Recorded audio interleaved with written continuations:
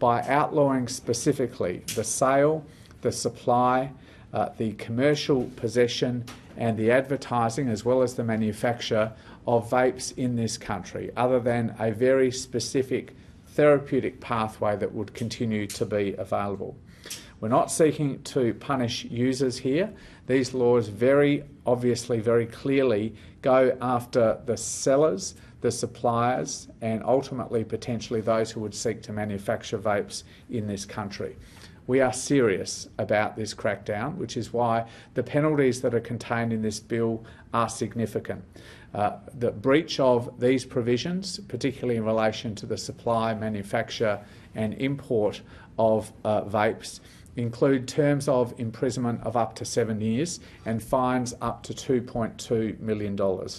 Commercial possession of vapes will also attract offences including terms of imprisonment and substantial fines as well.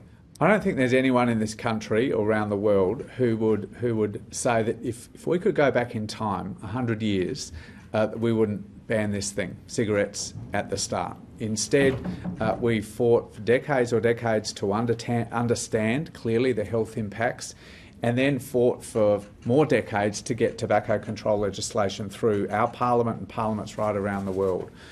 This thing has killed untold millions of people right across the world.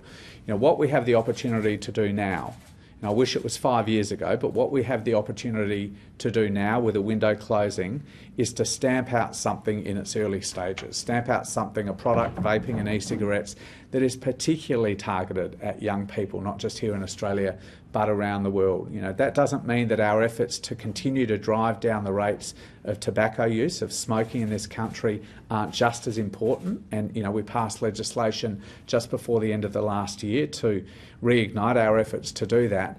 But I think the difference here is we have a new product that, yes, it has exploded in use over the last 4 or 5 years, but is still young enough and new enough for us to stamp it out. And if we could go back in time 100 years and do the same thing with cigarettes, I think we all would do it.